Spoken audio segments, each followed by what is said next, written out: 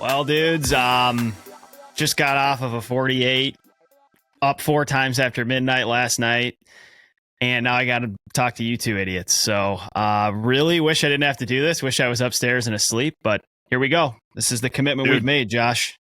You're holding it together pretty well, man. Yeah, you look great. Pretty well. Dan and I were on the front half of that 48. The two of us rode the box together in a rare opportunity. We've only done this maybe 3 times, maybe 4 times in our career. And it was full of some entertainment. I could say that much, man. How many price checks on the box that day between the two of you added combo? We don't look at price, man. I'm not even that sounds dumb. I know it sounds dumb. I go weeks without looking at the price. I'm not even kidding. Wow. No price checks. I think the number is 0. Dude, our friend Jim will hit us up whenever the price is doing something interesting. Yeah. And he'll be like, "Hey, you guys see what's going on today?" And I can honestly say most of the time I'm like, "No, what's up?" And he's like, "Dude, it's up $1,000 today." I guess I don't know. In the middle of these bear markets, the price gets boring and I stop paying attention to it. I'm not going to lie. Like during the bull market, when this thing is skyrocketing, I am watching it like a hawk. It's entertaining, but it's not fun when it's just boring or shitting the bed. When it's shitting the bed, I especially don't look. It's just like, I don't want to tempt myself to do something stupid, which I've got a proclivity to do. Well, we've reached Bitcoin nirvana is basically what we just expressed. We're enlightened. We're there. Hopefully the rest of our audience can arrive to the spot we're in. And working someday on the box, that's impressive. If you guys aren't doing price checks on the ambulance while cruising through, just as like a stress relief tactic, then, you guys are at a high level. So that's inspiring. Yeah. Hell yeah. Yep. The 3 of us are slated later this week to be on a panel at Pacific Bitcoin in Los Angeles. And so today is a straight dry run here. We're going in with no lube today, and then we'll see how much KY we need to apply later in the week. You're referring to ET tubes, of course, right? Of course. Of course, yeah. You're talking about a medical procedure. KY does make our ET tube lubricant. It does say KY anal lube on it. We just slather that right on that 7 ET tube and right into someone's gullet. Yeah. Mm-hmm. Yeah, gotta get past the field goal post. Yep. Dude, our numbers, by the way, I'm probably telling too much here, but our intubation numbers have gone pretty south. We don't know why. Our medical director's concerned, came out, had to have a talking to all the paramedics, wondering why we're missing so much. I don't know what the deal is. Are you guys still hitting? Are you guys just better paramedics than we are out there in Santa Monica, or what's the deal? I think so. I think that's probably it. No, we're still hitting pretty well. And then we have the assisted tubes, you know what I mean? Like that what do you guys use as far as like other than the ET tube? You guys use the King? Yeah. It's a video laryngoscope, so we can visualize those vocal cords and anything else that's jammed down your throat. We had a great one, man, where one of an intern hit this ET tube, and the guy made a full recovery. Ended up seeing him out and about, and I was on the call, and I mean the intern just killed it. Like maybe that's not the best term. He didn't kill it. He did very well on the call. Yeah. And saved this guy's life. So you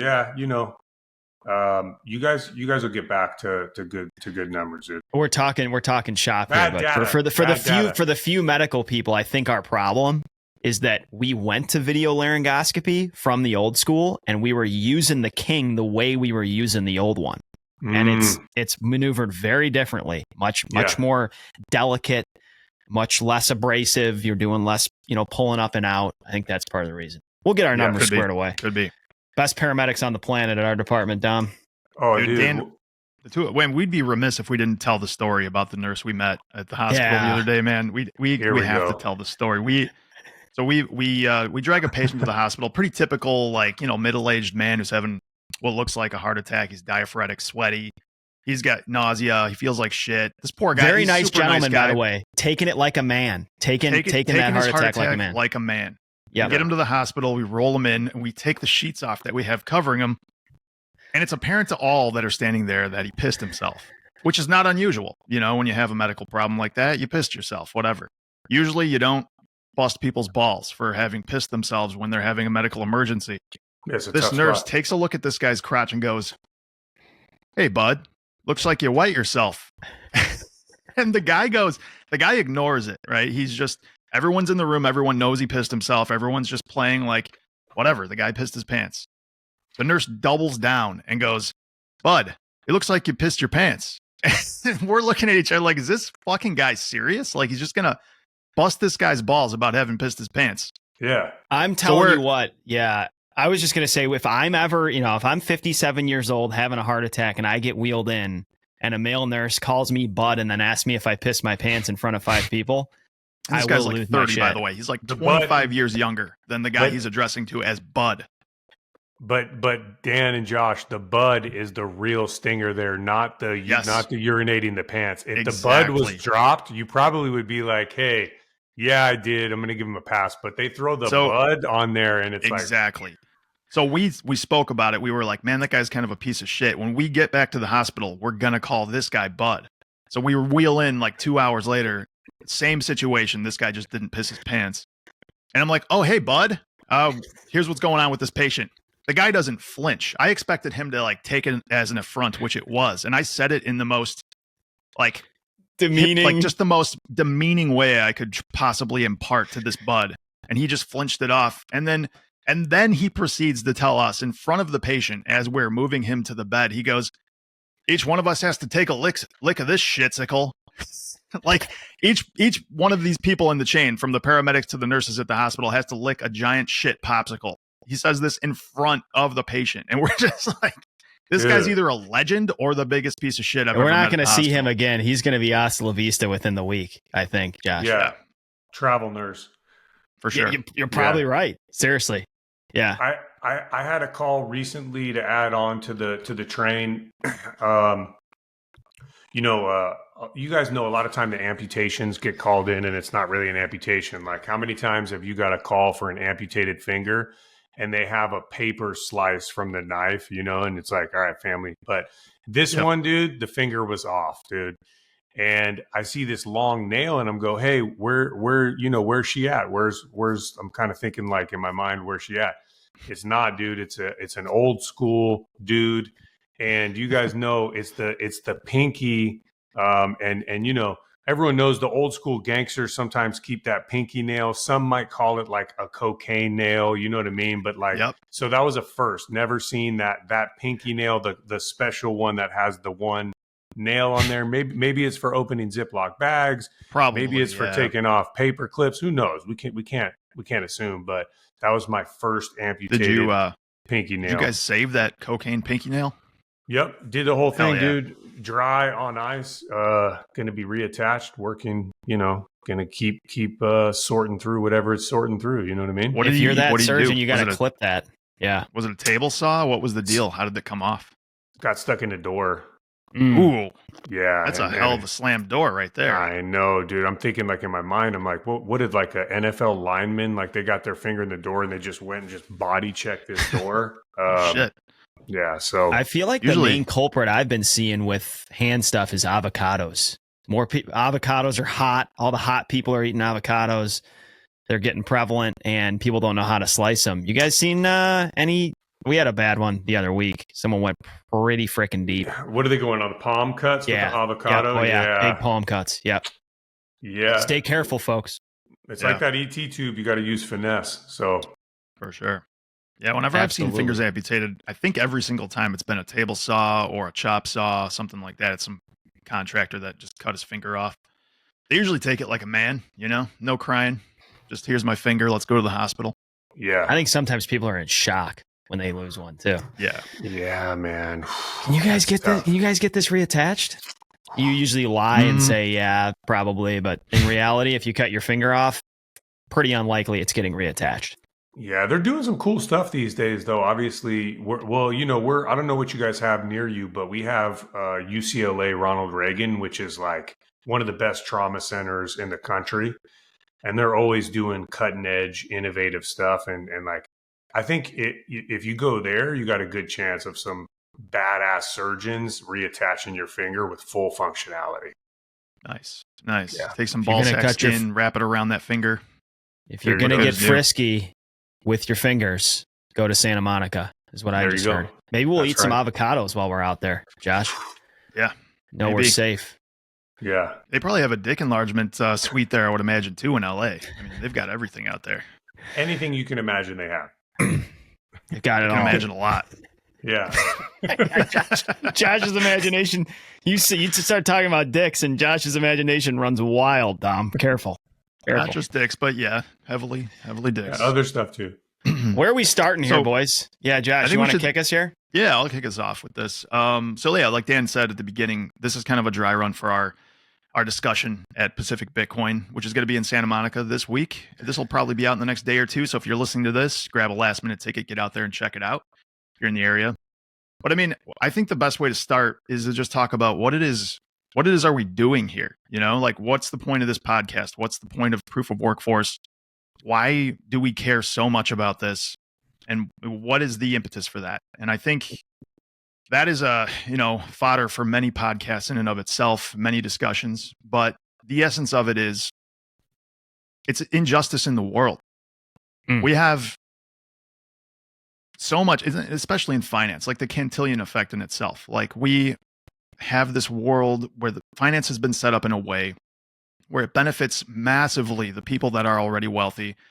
And then the further on you are down from that food chain, the more and more you are negated from the benefits of this effect, and more you are harmed by it. And it gets tricky because so many people view this as like, I'm a socialist and I want everyone to get everything fair. And it's easy to have that point of view. But our view, and I think obviously I would include Dom as well, I'm just going to speak for him here, but capitalism is a good thing. This is the thing that is the motor for the world. If we negate capitalism for some of the overreaching at the top, we are throwing out the baby with the bathwater here. The problem is that the political system gets its claws in here, and people use politics and the Cantillon effect to advantage themselves. It's why we see politicians that are making $150,000 a year leaving after 20 years in office or 10 years in office worth hundreds of millions of dollars. I mean, these people are not, I mean, if you're beating Warren Buffett at the investing game, there's some underhanded shady shit going on. The rules apply to thee, not to me mentality that many of them have. And it goes like, most of these politicians are just expected to be corrupt these days. The most absurd happenings in the world are essentially normalized in the world of this Cantillionarism. People have given up playing a game they can't win. There's lethargy and sloth ruling the day. People distract themselves with nonsense. And it's this short-termism. Like, I want to get what I want right now, not wait for things to be maybe planned better for the future. Why is that speaking common sense truth seems to be so edgy and daring today? People are scared to say the things that are obvious. Yeah. And we are so many generations removed from a time that feels similar. I was looking at some of the past. We've had 3 central banks in this country. We had the first bank of the United States, the second bank of the United States. Thomas Jefferson was not a fan of the idea of the first central bank of the United States. I've got a quote from him here. He said in a letter to his friend John Taylor, and this is about the first bank of the U.S., "I sincerely believe that banking establishments are more dangerous than standing armies, and that the principle of spending money to be paid by posterity under the name of funding is but swindling the futurity on a large scale." And then on another note, on the same bank, he said, "The Bank of the United States is one of the most deadly hostilities existing against the principles and form of our Constitution." Andrew Jackson, another one with a bone to pick, when they were going to reinstate the second central bank, the second bank of the United States, he vetoed it in front of Congress. And he said that it is unauthorized by the Constitution, it is subversive to the rights of states, and dangerous to the liberties of the people. Every fiat currency fails, and this time isn't different.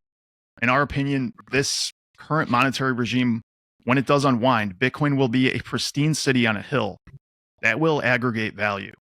And this is why we view it as imperative to onboard the middle class. Have you thought about mining Bitcoin, but you thought that maybe the equipment was too expensive, or that running your own miner might be just a bit too technical? Maybe you thought it'd be cool, but the cost of energy where you live just makes it pointless. This is where HeatBit comes in. You can kill 3 birds with 1 stone with this device. It's a Bitcoin miner, a heater, and an air purifier all in one. It's a plug-and-play device that could not be easier to operate. It has the latest 5nm chips that make it one of the most efficient Bitcoin miners in the world. Heatbit also operates quietly. Good luck selling the idea to your wife that you're going to plug in a bunch of Bitcoin miners in your basement that operate at the volume of a lawnmower. Not going to happen. Heatbit operates silently while keeping your significant other warm and cozy. Heatbit cares about your marriage. So, if you want to mine Bitcoin and remain married, order a Heatbit and keep warm while it pays for its own energy bill. Use code BCB to receive 5% off a Heatbit. That's code BCB. Amen. Starting us off, man, with some depth right there, Josh. You know what I mean? Just getting us like, bam. You know what I'm saying? Yeah, let's pick this apart, guys. This Cantillon effect, I think we have gone over this time and time again on the show, but it's always worth, reiterating it and speaking to the people that maybe don't understand what it is. Yeah. I do think that is the precipice upon which a lot of the absurdity in the world is based. For sure. At its simplest, let's just go back to first principles. When money and markets are heavily controlled by human beings, this is the reality we're currently living in. And it's getting increasingly this way, increasingly centralized. There's more and more human control over monetary systems and markets. You're going to get an environment where the rich and powerful have the ability to manipulate and mold the system to their advantage. Even if you have benevolent leaders at one stage, you have to zoom out and extrapolate and think about how the structure of this system is fragile and ends up unequally disenfranchising those that are not rich and powerful. They have their hands on a lever that human beings cannot resist pulling. If we were in those positions of power, right? If we had direct, immediate access to the spigot, we would be doing the exact same thing. And I think for me, at its simplest, part of the mission behind this show, behind what you're standing up at Proof of Workforce, Dom, is telling our peers that are out there every day, getting their hands dirty, taking risks, putting their body on the line, whatever it is, hard workers around the world, this is an asset, Bitcoin, that has the potential to unlock opportunity for the middle and lower class that no asset in the past has ever been able to do. You have to think about the monetary frictions that exist in the world today. You've got massive information asymmetry, hedge funds, congressmen, they have access to information we don't. You have transaction cost disparity between massive hedge funds and what we can stack in a 401k or a 457 or whatever. You've got regulatory barriers, accredited investors and such. If you zoom out beyond the first world, you start talking about the fact that many human beings are cut off completely from the financial system. They don't have any access to blue chip stocks or retirement funds or brokerage accounts. Here comes an asset, Bitcoin, a decentralized, globally distributed ledger that most people, especially as we increasingly press on into the digital age and people have access to the internet, they have the ability to hold an asset with massive asymmetric potential in its best form. And I think that's one of the keys I want to impart. This is a very novel opportunity to get a financial instrument in its best form in tiny quantities, no matter what human being you are on this planet. And that's a really big deal. And it is our desire to impress to the world's more vulnerable or even just average that this is a horse you may want to get on and ride, because it's a generational, maybe a multi-generational opportunity that's not going to come back around. Dude, you guys are firing at high levels. I literally got into Bitcoin because I thought the sticker looked good on my fire helmet. And I'm listening to you guys and I'm like, it's much deeper than that. It seems that I'm just learning right now. Dude, Dom, you are the king of underselling yourself, my friend. He's gonna fucking toss himself the layup, you know what I mean, and then just slam dunk this fucking thing. We need to maybe say this right at the beginning of the panel, Josh. Like, let's cut the bullshit. Dom Bei's smart as fuck. He plays the average firefighter card. This dude fires on all cylinders. He sends zingers. Here they come. But he's. Well, here, all right. I am all right. So you guys know we're saving some secret sauce for folks listening that are going to Pacific. Like, show up, because at 3 p.m. at the Swan Dome on the 5th, Dom's gonna pull his dick out. You will see. You're going to see his dick. Proverbially speaking, yes. You will see a flame of signal, a plume that will be visible from other sides of the world, space stations in space. You will see this, and I want to make sure everyone sees that signal. Josh, you mentioned Thomas Jefferson, and I've been digging into history, U.S. history more with a Bitcoin lens. Yeah. And Thomas Jefferson said that the essence of liberty is independence, and that independence is dependent upon owning productive property, right? Because Thomas Jefferson was an old property school rights dude. For everything. He in his mind, you started off this show by talking about capitalism, and we can't kind of turn our backs on capitalism, but there's different facets of capitalism. And in Thomas Jefferson's mind, capitalism was allowing anyone to start their own venture, to own their own business, to own the machinery, Absolutely. the fruits of their labor. Then enter stage right, what Thomas Jefferson and those of that time felt were the leeches, the parasites, the bloodsuckers, and those were your merchants, your importer-exporters, your bankers, your lenders, right, that come in and go, hey, we're not going to do the labor, we're not going to toil the field, but we're going to take a percentage of what you're doing because we can reach things that you can't. Now, the contrarian thought to that is you could never get to, we can't grow as a country and race if we can't not a race, just a group of people, but a country and a nation of folks. We can't grow if we can't get things to other places and expand the productivity and the operations, which if it was up to Thomas Jefferson, maybe we'd just still be toiling fields and we wouldn't have skyscrapers, But I think that's key to kind of what we're talking about here too, is that the worker is a wage earner and they no longer own productive property. For sure. They are only as independent and free as their employer is willing to pay them, as their pension managers are willing to do the right thing and run the pension. And we're trying to show them a way that they can be independent and free in that sense of it, in owning one of the most productive pieces of property in the future, and that's the Bitcoin network. Right. I think it's really important to impart, though, that this idea, this spirit of independence is extremely dependent on responsibility of individuals. If you are not a responsible person, and how do you make someone responsible? Dom, being a captain where you are, if you micromanage your guys, if you are on their backs about every little thing they do, they're going to become dependent on you. They're not going to be responsible because they're just going to say, well, fuck it.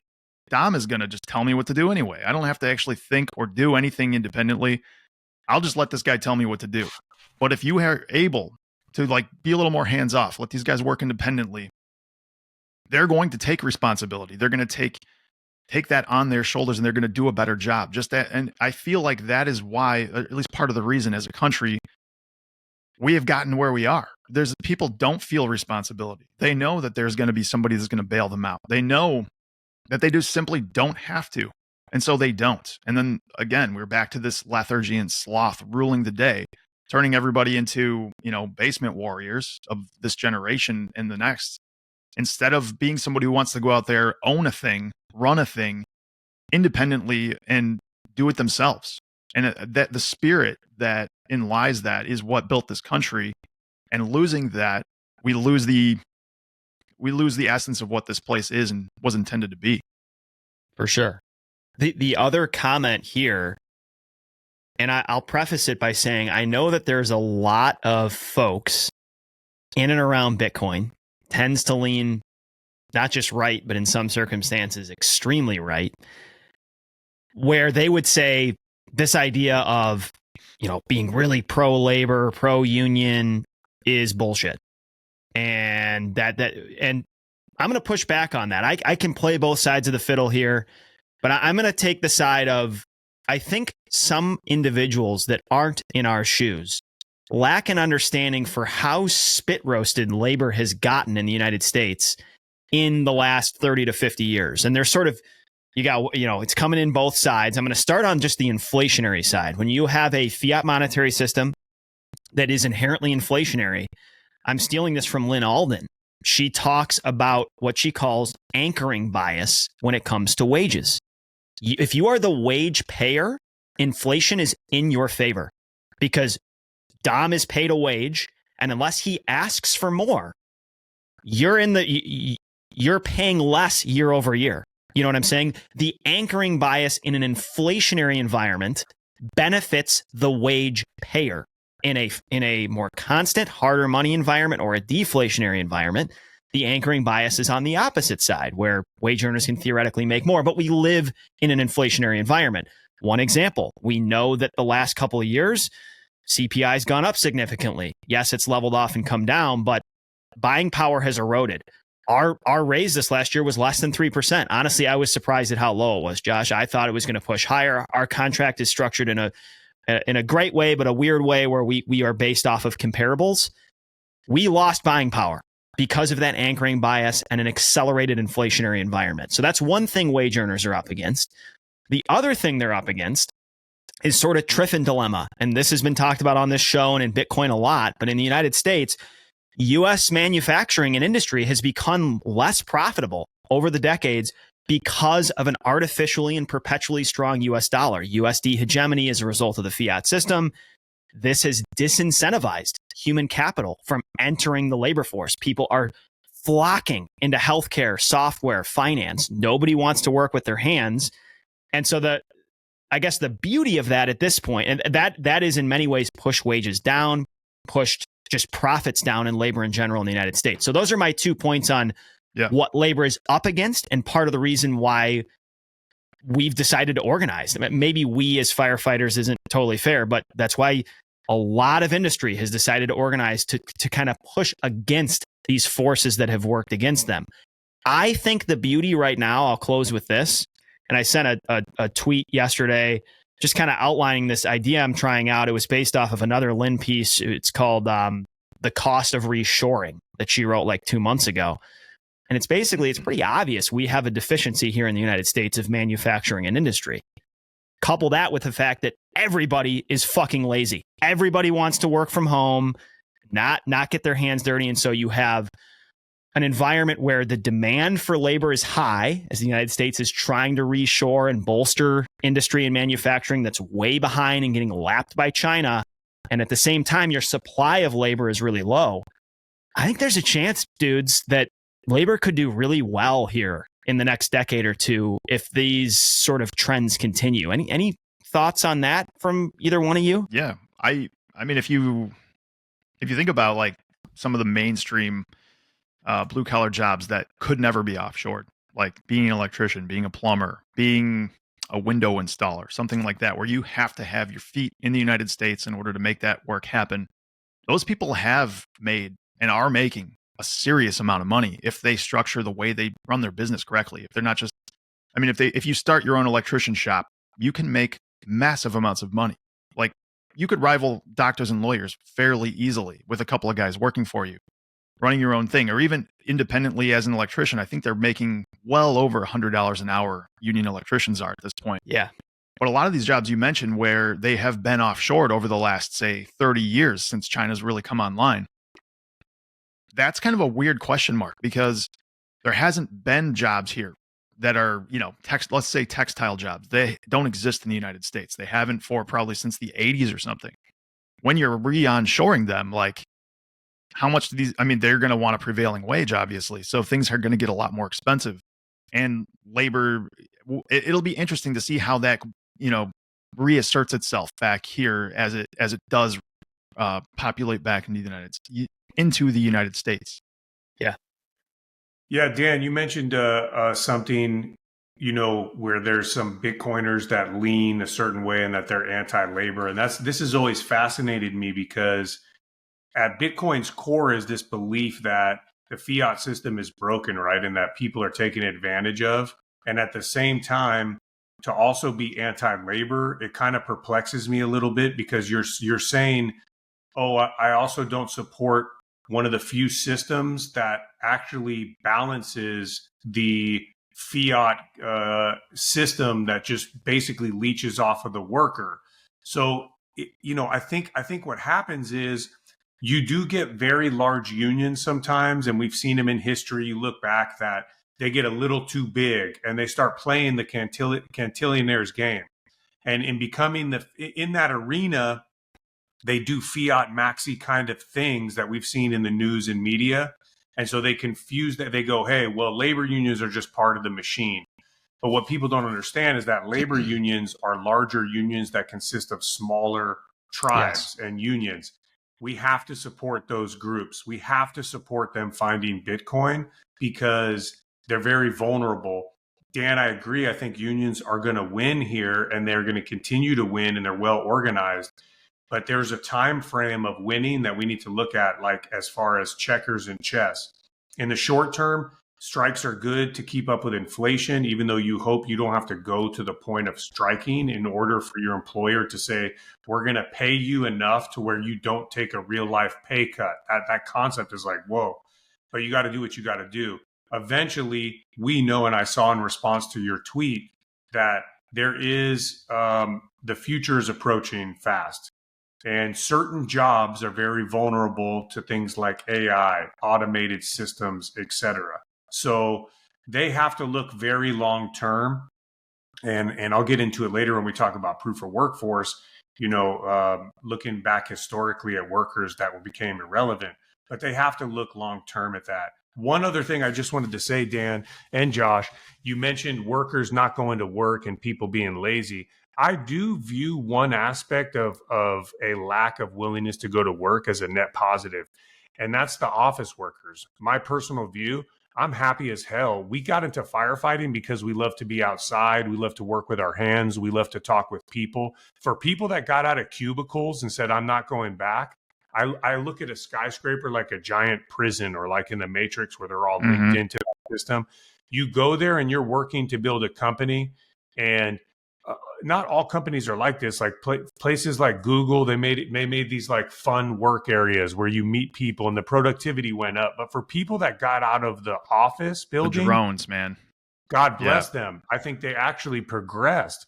I'd like to see some of those people do work that they want to do, which is working with people out there. Some people kind of, they go away from that. And once their eyes were open, like, why am I spending 30 years of my life going to an office building, sitting in a cubicle as the world passes me by?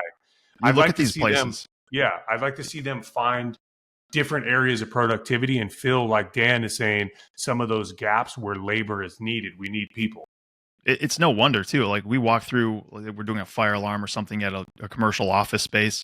It's just a gray sea of cubicles with the LED lights, and like it is such a sad, drab place most of the time that these people work in. I couldn't imagine being stuck in one of those things for 8 hours a day for 30 years. And that was the pinnacle, right? Think of a skyscraper with thousands of people in cubicles just pumping the productivity and numbers for a company so that they can report at their earnings call. Hey, we sold this much, we did this much, is this much, we need this much more money, and we need to expand this much, and our value's more here. Meanwhile, the wage earner is just getting shafted.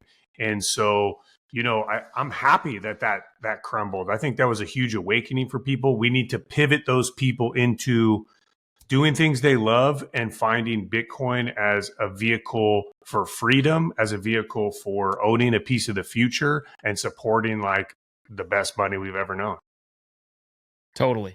I just think my message would be, and Jimmy's song, I quoted him in the tweet I had. He was on with Preston, I don't know, 2 or 3 weeks ago. And here's the quote he had. He said, "The MBA graduate from a mid-tier school that's making Excel spreadsheets that get read by 2 people and don't do anything, they aren't necessarily providing value." And basically his warning in this section of the podcast was that for people that have grown accustomed to and expect that they're going to be able to wear their slippers all day and stare at their computer, there are many people that will continue to be able to do that.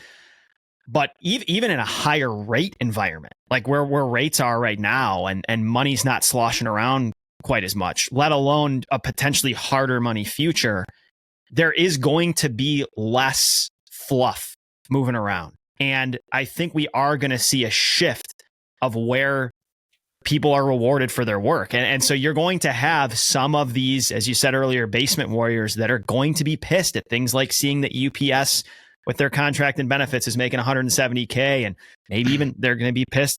Some people already are looking at firefighter salaries and electricians and stuff.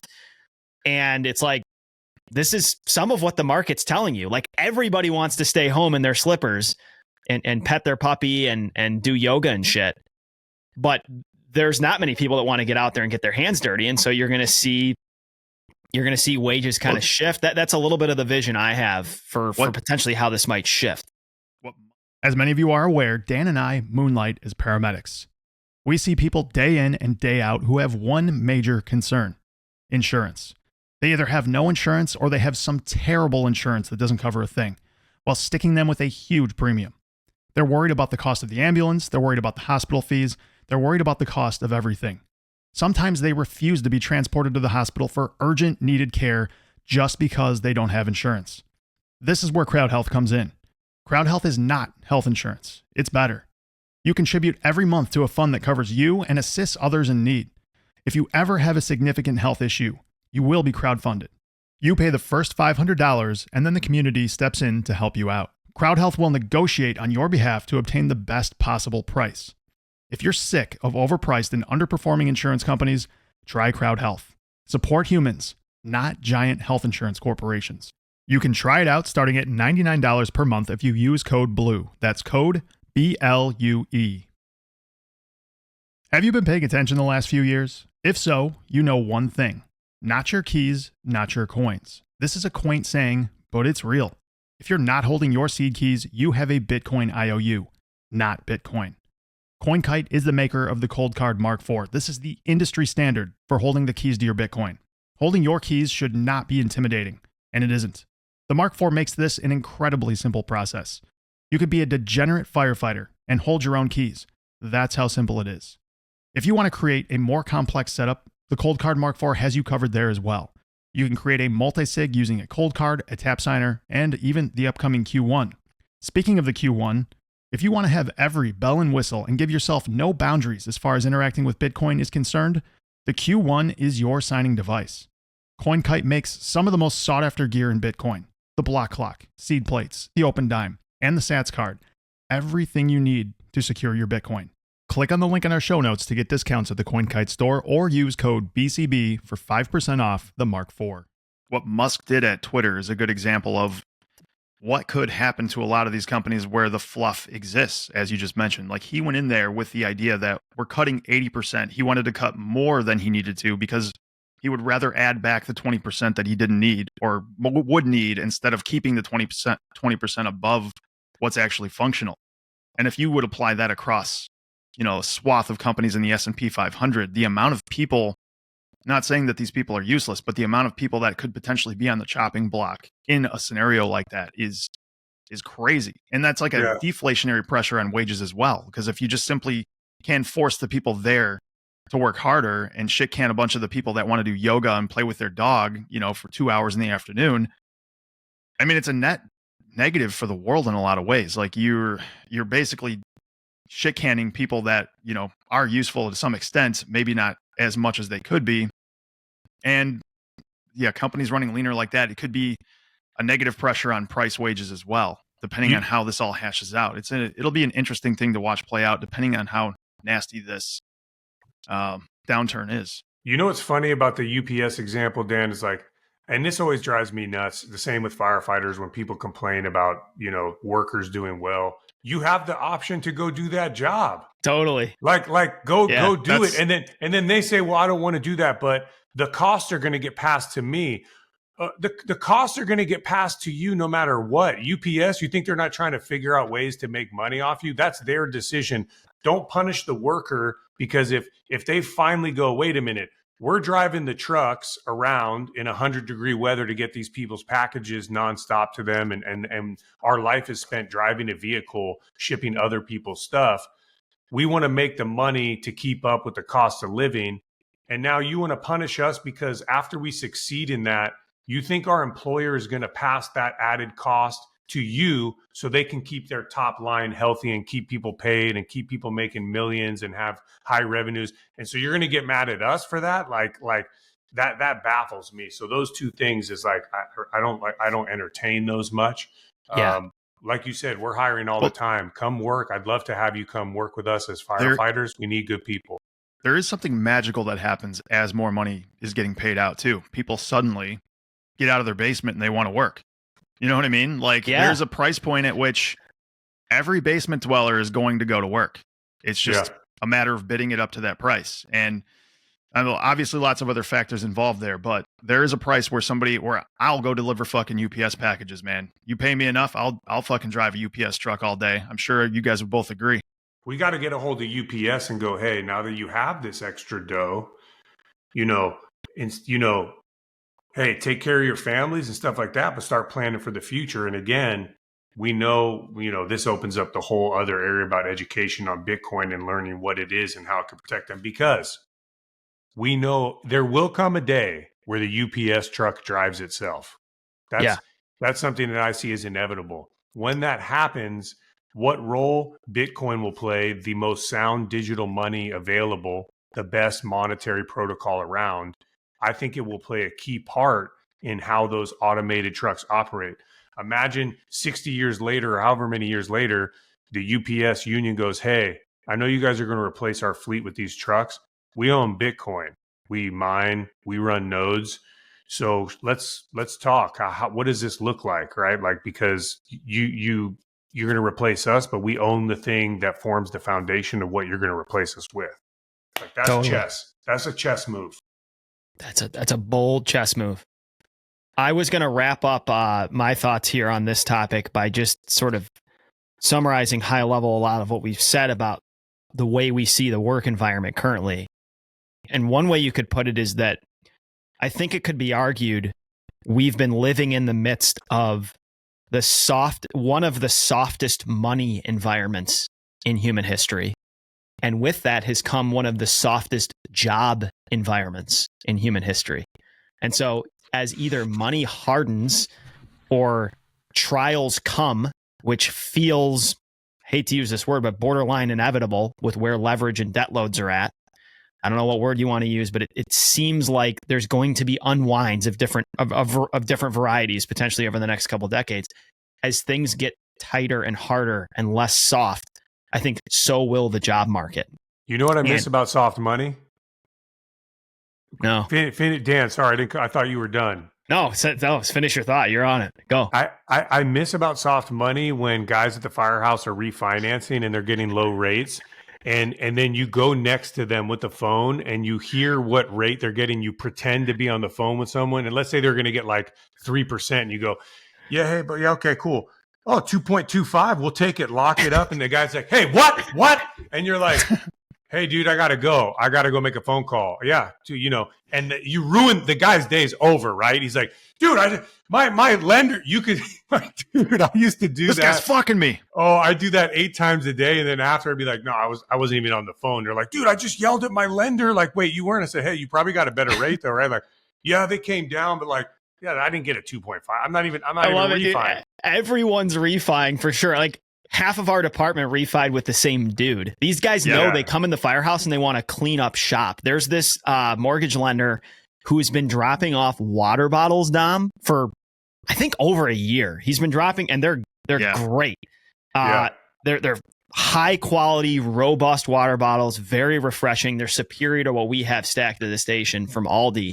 He drops off water bottles is the robustness of the bottle. The water itself is negated. Correct. The bottle is nice, so we like it. Is the plastic firm in your hand, or does it give way under a man thumb? You know? Yeah. This guy's dropping off cases of this stuff with his name on it because he's trying to basically box out the dude that he knows has territory at our apartment. And the other thing about mortgages, I don't know if you guys agree, number one thing firemen exaggerate about. When you bring up the topic, hey, what rate do you have? People might have 3.8. They're telling you it's 3.5. It's a game of it's basically a dick measuring contest. That's why it was so much fun when all that craziness was going, just to go like, hey, what'd you get? Like, they're like, yeah, I got 2.5. You're like, oh, shoot. That guy. Credit's in trouble, huh? You're like, that what sucks. happened? He's like, what, you got lower? You're like, dude, I got a 1.75. The guy handed it to me like candy. It was, I didn't even bargain. He's like, well, dude, maybe, I don't know it. They get so upset. It's like, who cares, dude? Oh, so classic. This is a perfect time to pivot to the firehouse and our peers in general, we've established we think Bitcoin's potentially very important. It could be instrumental in individual portfolios, on union balance sheets, certainly on pension balance sheets. We'll get more of that with proof of workforce at the end. But what are some of your guys' experiences or initial high-level thoughts on the challenges the three of us encounter or successes we encounter trying to convince firefighters and paramedics that it might be a good idea to stack this crazy internet money? Well, I think it took us probably a good part of 2017 before the numbers started really moving. Then it gets really easy, you know what I mean? And that's just typical of human nature. Like, oh, I can buy something that's going to go up in value instantly, and I'm going to sell it, and I think I can game the system. But after that whole blow off top happened, the real education begins, as it does for everybody that ever buys this asset. You play this game until it gets exciting, and then you make your mistakes and you fuck up, and then you maybe like hunker down and you learn some shit about it. And I would say that what do you think, Dan? Like a good 10 to 15% of the people at the firehouse who we've actually pitched this to are actually truly understanding it, who truly buy this stuff every day or every week or every month. Yeah.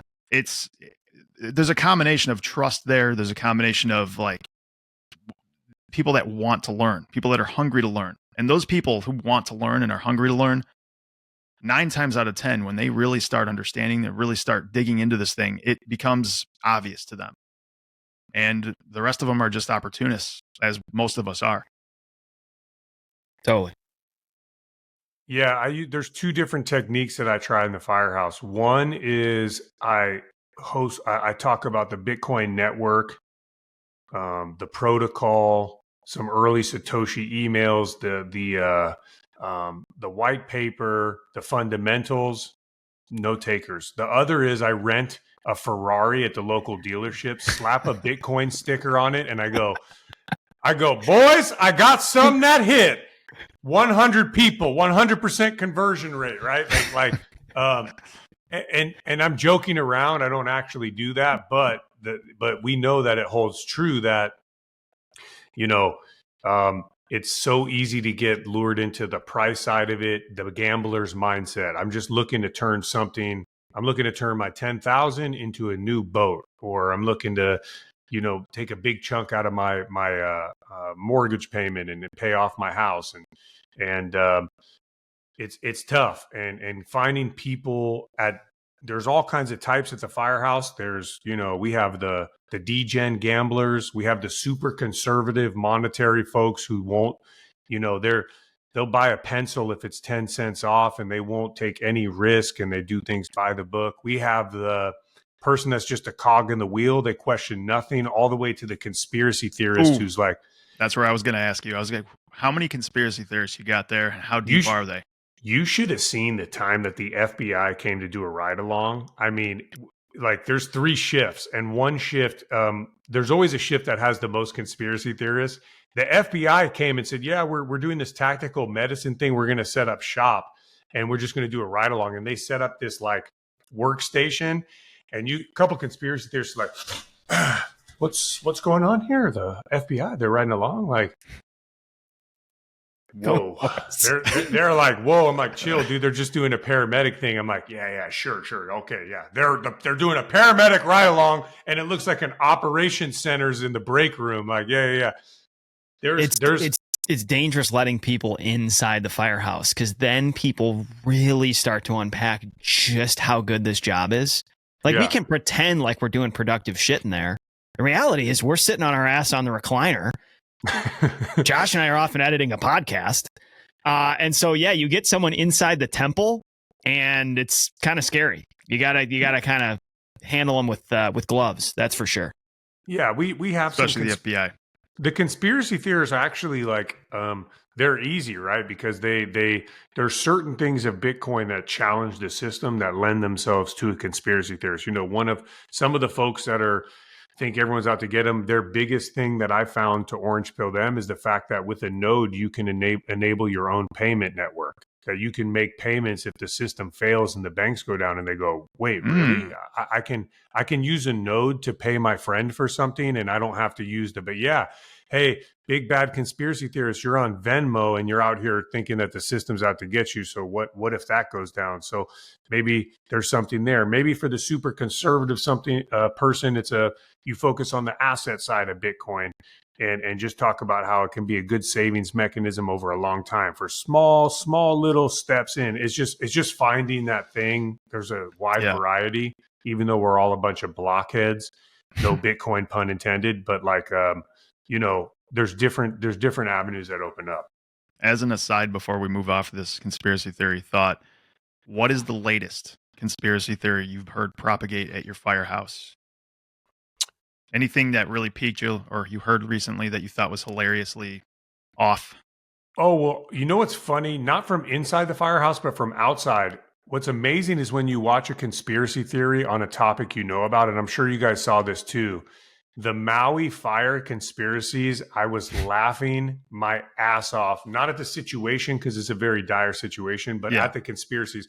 Someone posted this list of things on why the Maui fire was started by like a laser in the sky. We got a guy that thinks this, by the way. Evil. Yeah, we do have a guy who thinks that it's a firefighter, that's a little bit scary, but anyways, he's a firefighter. I've heard this specific one tossed out around the kitchen table. The suspicious things, though, were like the fire marshal was not in town that night. And I'm like laughing my ass off because we know the way fire marshals and prevention works. No one really lives in town. I'm sure not many of them live maybe in the actual area in Maui or wherever. And then you're like, the burn pattern formed a ring, or like this fire jumped from here to there and it was 200 yards away. And how can a fire spread like that? You're like, study fire dynamics. Just learn the way fire spreads when you have 120 mile an hour gale force winds. And so that's been something that I saw that was just fascinating. Other than that, it's the normal Rogan stuff, dude. Your seed oils are going to kill you now. I tell them, hey, even though the Greeks... Dude, they're controlling the weather, Dom. Yeah, the Greeks, get it, man. The olive oil, right? They didn't do bad for themselves. They did, well, it's different. The olives are different now. Okay, all right. GMO, bro. Yeah, dude, all kind of that one. The meats, there's a lot of conspiracy theories with meats, and I know they pump them full of water and all that stuff, but it's like, that's a normal one. I'm trying to think what else. But those are some of the hot ones. Yeah, they run rampant in the environment we traipse around. Yeah, they do. I was going to cautiously add one thought, I should say, about getting to a firefighter. I agree that going straight high level and deep with anyone new is not a great idea off the bat, and you need to tailor any introduction to whatever someone's dispositions are and whatever their background is. One thing, though, one hook that I think catches virtually any fish, it's a dangerous hook. It feels a little flimsy at points, but it is a little bit of the get rich hook. And here's the math on how I think this through. The way I see Bitcoin, and I would start with this person by saying nothing's a guarantee, but it does appear that Bitcoin is moving in one of two directions. Its outcome is going to be somewhat binary. Either it is probably going to, quote unquote, fail and, taper off, or it's going to be worth a lot more than it is today. Now, that takes some time to unpack and whatever, but I really do think that dynamic is probable, that it's going to go one of those two directions. We obviously lean towards thinking it's got a lot of characteristics. Its supply and the demand that's coming towards it in today's environment is going to cause the price to go up. So one message I would impart to a firefighter, a wage earner, or someone with kind of capped earning capacity is that I do think that the tremendous life-changing, potentially generational wealth building opportunity may soon escape those of a certain income stream. Here's some math I wrote down. Let's talk about the cash flow of someone in the upper middle class. Let's say they make $90,000 a year. Let's say this plumber or whatever is really disciplined at saving. They save 30% of their after-tax income. Let's call that $20,000. Let's say they have really strong Bitcoin conviction, and half of those savings, which is an enormous percentage, half of their savings is allocated to Bitcoin. That's $10,000 a year.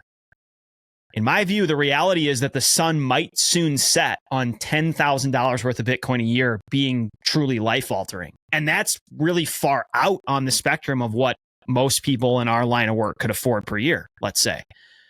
Not that it will be a bad purchase. I'm just saying we are, I think, potentially in a small band of time when a realistic amount of allocation, even a few $1,000s a year, could be a really, really big deal for people in our income stream. And I have found that with someone that you trust, as long as you've communicated the risks and you avoid guarantees, at least gets the eyebrows up and at least plants a seed that can potentially grow when the price starts moving again.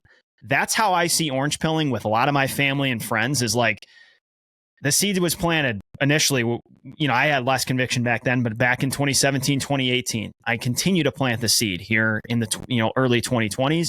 And if this thing does rip again and the thesis plays out, our phones are going to continue to blow up more and more as more people are interested and have enough equipment to maybe make that choice the next time.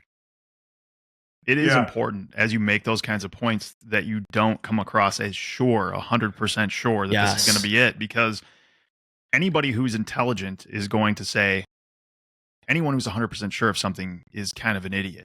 You can never be 100% sure in anything in life. The most sure thing, the sun's going to rise tomorrow, right? There is going to be a time when that isn't going to be true, even though the chances of that being tomorrow are infinitesimally small.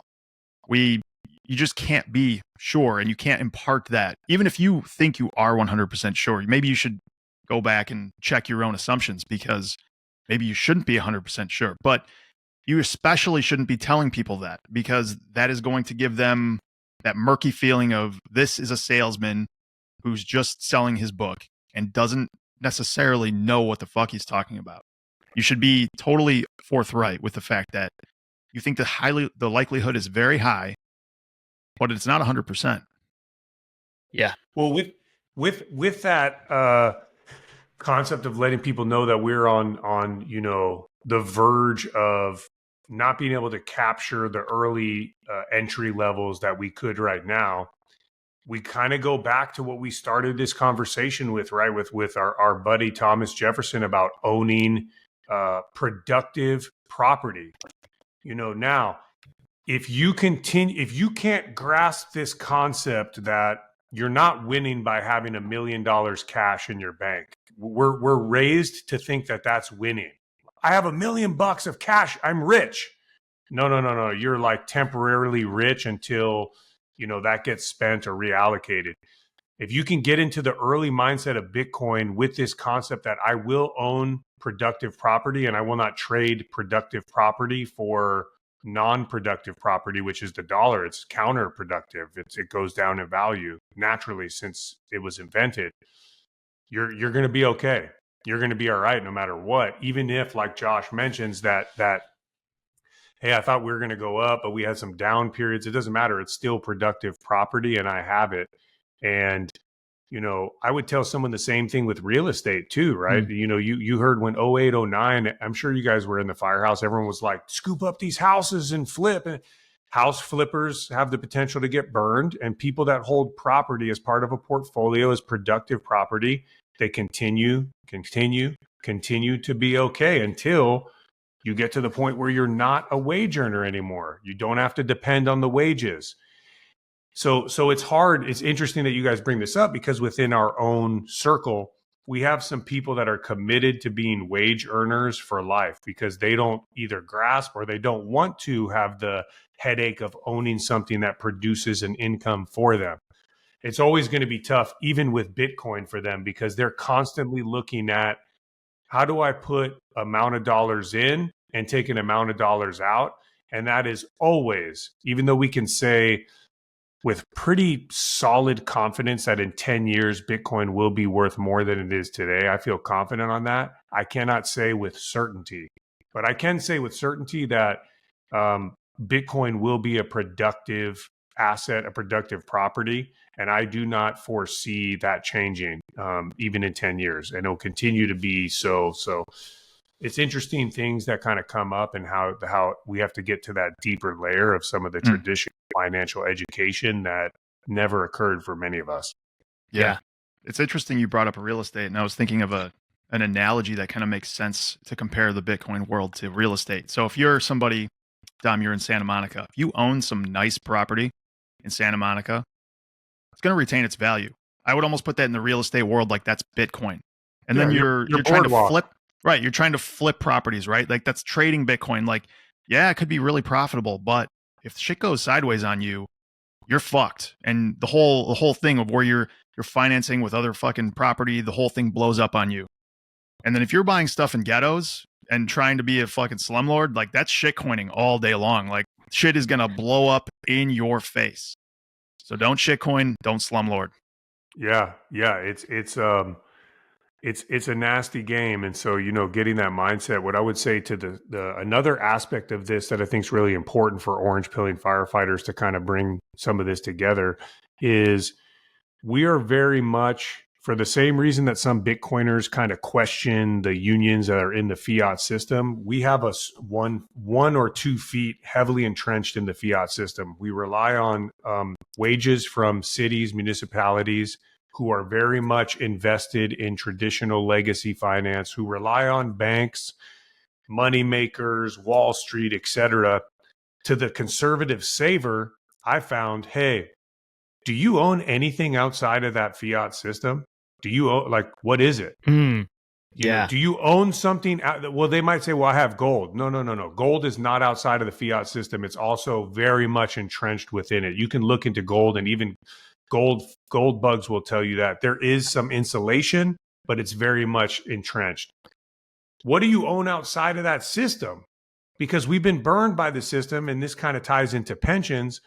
07, 08, financial crisis, the pensions got murdered, and they're still recovering to this day. So the same system that burned you and touching the iron, you now have no investment outside of that system whatsoever. But you're like, yo, we're 100% good. We're good. My pension's going to be there. Everything's going to be there. It's going to be there guaranteed by the same people that put your pension in a hole trying to climb its way out. What do you own outside of that system? And the best thing outside of that system is Bitcoin. It's not even debatable. There's nothing else I can think of outside of that system that it's so strong that people in the system are now trying to create gateways and portals for the system to get in it. And that's your spot ETFs. So that's something that I use to get some of the conservative folks to go, all right, you're not going to retire early. You don't want to do that and take big risks. I understand that it's new and it's risky, but own something outside of the system for sure. Folks, when a fellow firefighter, family member, or friend asks us where we buy Bitcoin, we point them to Swan. It's the place Josh and I have dollar cost averaged into Bitcoin for years. At Swan Bitcoin, you can set up automated Bitcoin savings plans as well as execute instant purchases. They serve clients of any size, from firefighters to institutional investors, and an account is startlingly easy to set up. I've watched a fireman do it on a smartphone while sitting in a recliner in less than 7 minutes. Swan also offers Bitcoin IRAs. You can start or roll over a traditional or Roth IRA with enterprise-grade custody, attentive service, easy onboarding, and transparent fees. Lastly, Swan will be hosting the Pacific Bitcoin Festival October 5th through 6th in Los Angeles this year. The two of us will be attending and speaking. Come join us. Visit pacificbitcoin.com for tickets and visit swan.com for details on everything that Swan offers.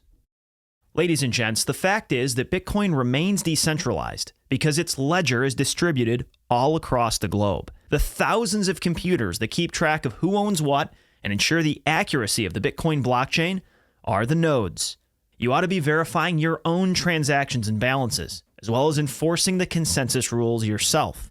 The software and hardware we use to run Bitcoin nodes is StartOS by Start9 Labs. With StartOS, you can fire up a full Bitcoin node in a very easy plug-and-play fashion, but you can also do way more. Start9 gives you optional capabilities to run a full-blown private server, allowing you to easily and incrementally level up and opt out of today's increasingly centralized and alarmingly censored cloud computing model. Just as Windows and Mac OS made it possible for anyone to run their own personal computer, StartOS makes it possible for anyone to have their own personal server. Run a Bitcoin node, run a Lightning node, run a NOSTR relay, control your own photos, videos, and messages, and much more. Check it all out at start9.com. Well said. Josh and I have bounced around the idea for a long time. We were talking portfolios on the box 2 days ago, Josh, basically saying we check in on each other. We don't change much, but we just like revisit the conversation. What's your holistic overview of how you're allocated? And we have long said, since we've been in Bitcoin, that we think this thing is great for everyone. But to get into the hedge idea of Bitcoin as a hedge, it's perfect for a firefighter, right? You've got a very stable job. It's dependent on a lot of fiat government dynamics, not going to lie. You've got a pension that's dependent on a lot of fiat government dynamics. You probably, hopefully, have a 457 or Roth IRA where you've got, hopefully, equity, not a bunch of fixed income in retirement accounts. As you just said so wonderfully, all of that is under the same bubble. And that's fine. You should have a good amount of money, in my opinion, under that bubble, because that is the current system. That is the current ocean. But there's this other pristine pond on the side, totally different ecosystem that you should hedge into, at least in small quantities, in my view. Start at 1% or whatever. But it's a marvelous play that could work in a different direction or solve the problems of where most firefighters and most people are primarily allocated. Yeah. And I think if you're in the opposite camp from what Dan is describing, let's say you're a Bitcoin maximalist who is extremely heavily invested in Bitcoin, you should hedge yourself in other ways. The three of us are fortunate enough where we have a pension system. So the way I view this for myself, I know Dan, you agree, if I'm heavily invested in Bitcoin and I am completely wrong, that means my pension is very likely going to be okay. So I am hedged in a way that if Bitcoin just completely fails, I'm not going to be eating cat food. And so anyone listening to this, if you're not a firefighter with a pension, make sure you're putting yourself in a position where if this thing completely fails, we are three clowns sitting on a stage talking about something that turns out to be totally wrong, which I don't believe to be the case.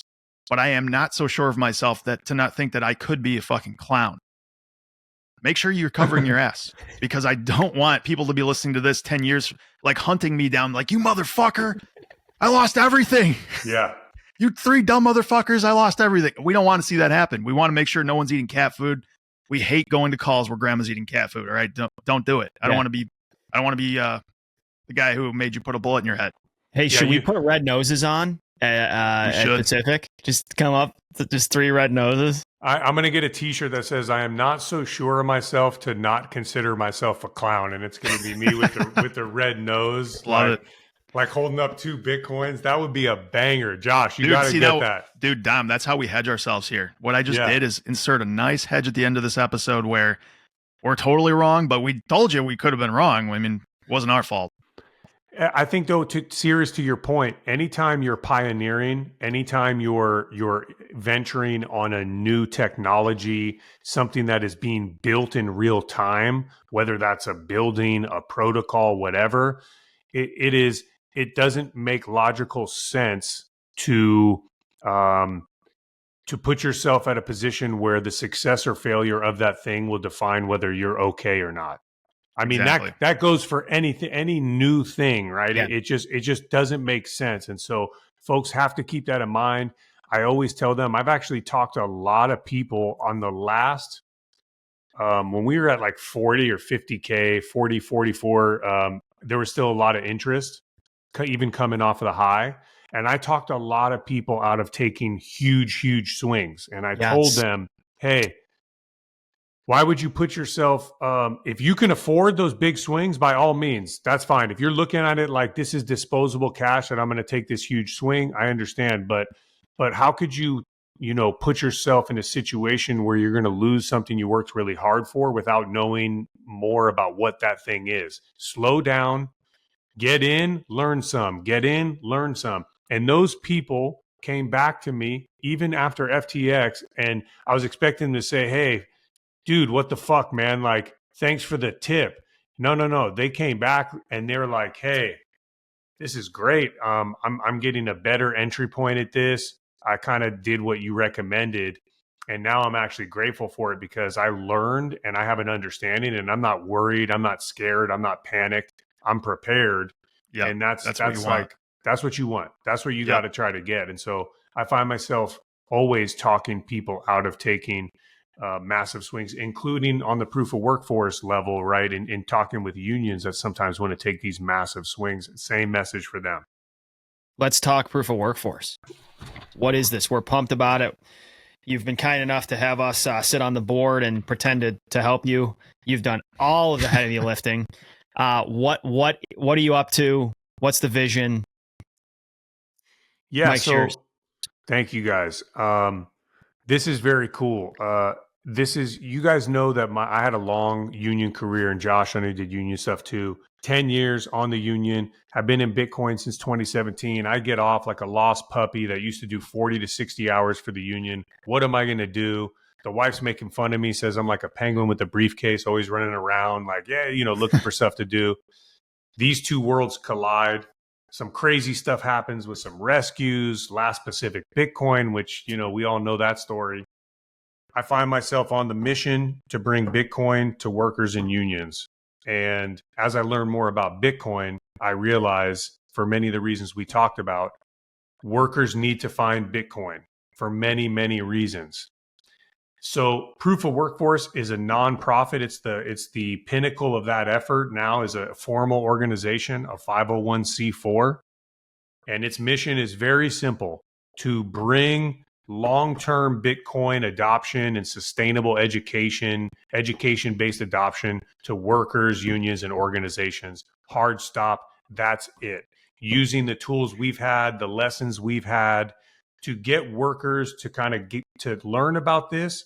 And if they want to invest, to do it responsibly and slowly, because we know that even with all the cool stuff with the spot ETF, and we're on this verge of institutional asset adoption, we know there will be another high and there will be another dip. Mm-hmm. And only by understanding Bitcoin and what it means for 10, 20, 30, 40, 50 years, for understanding what it means to have productive property, only by doing that can you weather that storm. Otherwise, you're just a guy or a gal with a scratcher ticket hoping to get lucky. So our goal at Proof of Workforce is to introduce the worker to Bitcoin and not have it be something that you get lucky or not, something that you learn and understand and can look back in 10 to 20 years and go, Proof of Workforce helped me see this thing and learn about it before it arrived. And for that, I'm happy. And it's all no cost. It's free, 100% free. So, Dom, here's what's badass about what you're doing. And it ties together a fair amount of what we've spoken about so far. We've established Bitcoin's not inevitable, but man, does it feel like it's marching one direction.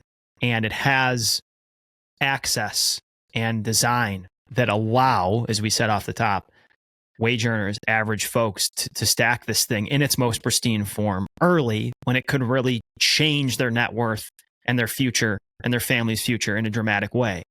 And you're asking the question as you're standing this up, if Bitcoin is on this march forward, who's going to benefit from this thing going up? We don't want the answer to only be the well-connected, powerful, and wealthy. No knock on those folks, not against them. I hope institutions and hedge funds and all, they do great. And a lot of that's tied to our pensions. So there are incentives there. But your vision is to start incepting this Bitcoin idea, to plant the seed so the trees can grow, so that more and more average folks can benefit from a technology that has the potential to be remarkable. And that is just, and this is what you're up to, that is just a ground game. That is just a ground game. You need soldiers to get out there and get this snowball rolling. It's not going to happen on its own. Yeah. And what you mentioned about basically telling people not to over risk it as well. Like, sell this to people because I think it's paramount that they do know, but also do it with some moderation. And you don't want to be, as I know you do and will, you're not telling anyone to go 100% in Bitcoin with their treasury. This is just an educational, this is an introduction. This is get yourself that 1% get yourself educated, and then move with forethought and foresight and move those chess pieces in a way that's going to protect you, not not put you in a position of weakness. Yeah, you got to learn how Bitcoin's going to serve your mission. Otherwise, it's just you're still in the lottery game. I mean, you guys mentioned, when have we seen? I mean, right now, BlackRock, Fidelity, they are chomping at the bit to get the SEC to approve an ETF so they can bring massive institutions access to this asset. And right now, you can log onto an app and buy it right now. When has that happened? I don't know. I don't have a huge financial ask. We'll have to ask Lynn Alden. Maybe it happened with gold or something, even though there was barriers to that. When has that happened where a worker that's working UPS or dropping off the mail or working in a factory can literally log on and get something that Larry Fink is yelling at Gensler right now? You better approve this thing ASAP before the next halving, or I'm gonna go nuts in this place. When has that happened? I don't know. So yeah, it's a ground game and just trying to get people to kind of see that. I don't think that we have to rush to get people to dive in beyond their means, because even if they win, that ends up in failure, because let's just say it goes to 100,000 and I'm just using an arbitrary number here, the spot ETF. We know that there's going to be some that happens that brings it back to earth. And the only way to survive coming back to earth is if you understand the fundamentals of the protocol and you have a mission to where it serves you for the long run. So even if a union, let's say we're working with, misses out on the ETF and they go, I missed it, Dom, it hit 100,000. Guess what?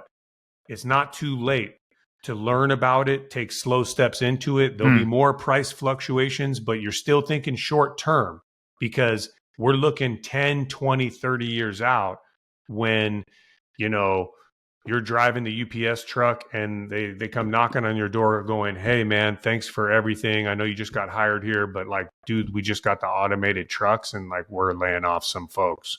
And you go, well, now what? I'll get another job.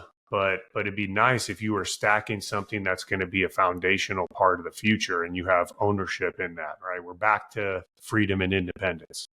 Yep. Yeah. And we've used the firefighting analogy before of forcing doors.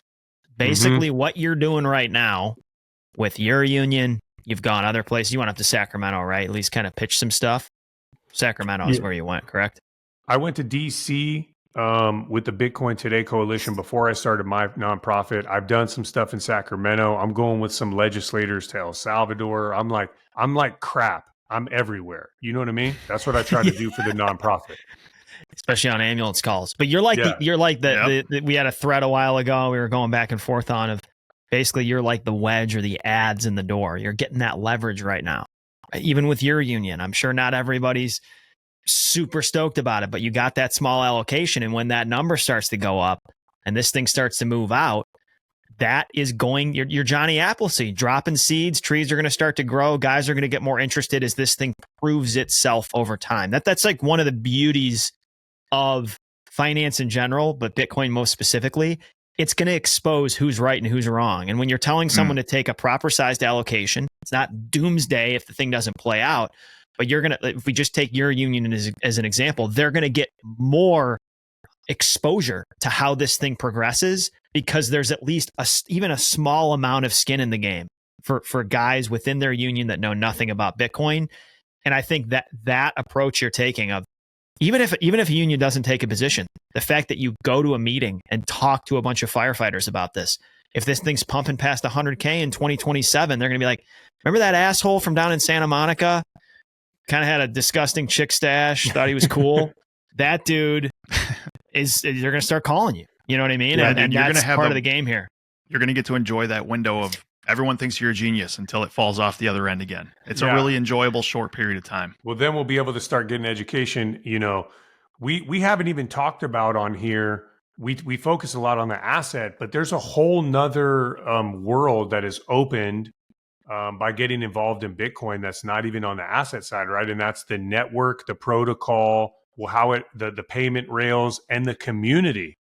And there's also a tremendous amount of value that where even if there's unions that didn't want to, we didn't get involved and didn't buy in, but we did things like got involved in the community. We ran a node. We started educating ourselves. And now we have these amazing people. You know, I believe the people part of Bitcoin is one of its strongest assets as well. And that is a non-dollar item that you get when you buy into this protocol. And I'm also trying to educate unions on that because there's all kinds of different things we have to deal with and challenges. And that's an incredible bomb-proof community to have on your side. I mean, imagine some of the people we know that we talk to and you guys have on your show all the time. If you're in it and you needed their help for other things, like these are very talented, incredibly smart people. And so there's value to that is very clear. Dom, how can people help and support and get behind Proof of Workforce? So the biggest challenge with any nonprofit, as you guys know, is fundraising. I basically stood up this nonprofit. It's always hard to ask people for their hard-earned money because you're like, oh, we're trying to help people find Bitcoin by taking your money that you work your ass off to get. So I haven't started fundraising, but awareness. I want to show proof of concept, which we've done already. We've already, talking to multiple unions. The Chamber of Commerce and SM started a Bitcoin-only committee where they're looking at building Bitcoin within the business community. Huge. But making awareness, getting involved, getting on the social media, supporting us, and finding what I would say like bigger players in the Bitcoin space to support us with contributions. Some of your big businesses, we need their support. I understand plebs not wanting to part with their sats, and I would never ask that. But for people that are on the forefront of Bitcoin adoption, I believe our mission is pivotal to kind of getting Bitcoin out to what I consider to be the backbone of the country and the planet, which is workers. So just getting us to make that mission known, find support, give us leads, use our services. I mean, I'll go to any place on the planet. I'm not even joking. Like if you want to bring Bitcoin to your workplace or your union, I'll go to anywhere, dude. I'll go to India. I'll go to Africa. I'll go to Australia. I'll go to Antarctica, dude. If there's a union in Antarctica, I'll go freeze my ass off up there. You'll get swaps, dude. You got Antarctica Bitcoin swaps at the fire. Yeah. But we need support. The number one way you can do it is supporting us, helping us get people on the mission, and helping us kind of talk to unions, pensions, workers, other organizations. That's it. I want this to be something that everyone kind of owns. That's why it's a nonprofit. It's not like my company. It's our thing to bring Bitcoin to the workers. Badass. And this goes without saying, we've said this on and off the mic, but it's a pleasure and a privilege to have another firefighter rowing in the same direction in the same boat, man. Absolutely. I'm saving. Hey, this is a teaser for the folks out there because there's some nuggets, including I have the ultimate reason. We always ask why firefighters are into Bitcoin. Why do firefighters gravitate? I have I have some philosophical, just nasty curveball junk, dude, for our talk on Friday that has never been debuted. But I think you guys will listen to it and go, damn, dude. This guy finally came up with an actual thought of value for once. Zingers. Zingers are coming. Man. Dom, hopefully we see some of you out in I see a lot of you out in LA. I have the coffee shits coming right now. I gotta pee like a rhinoceros. I think this is gonna be loose too. I think this might be kind of coffee diarrhea. So we need to wrap this thing up, dude. Thank you for sharing. Yeah. Dom, we appreciate you, man. We will see you in 2 days, my friend. I'll make sure I'll make sure Joe Carlosari is on speed dial for us. Yeah, he's gonna have to bail us out. Yep. Sweeping up after us. See you, dude. Can't wait, dude. See you, Dom. Later.